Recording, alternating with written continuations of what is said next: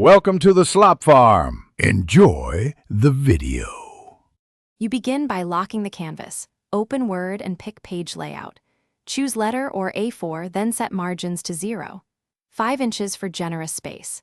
Next, pick orientation, portrait for posters, landscape for wide banners, because layout dictates image placement. Once done, set columns if you want multi-column text. 2 columns create a flyer brochure feel.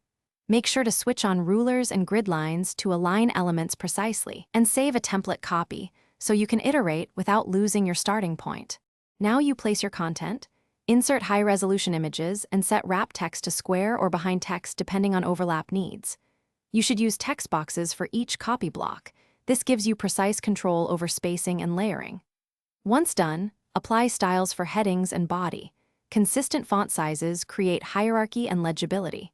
Use shapes and icons to accent important points, and align everything with guides and the grid for symmetry. Make sure to check color contrast, so text remains readable against backgrounds.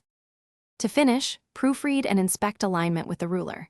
Set bleed if your printer requires it by extending background images slightly beyond the page edge. When satisfied, save as a PDF using high-quality print and embed font so layout stays intact.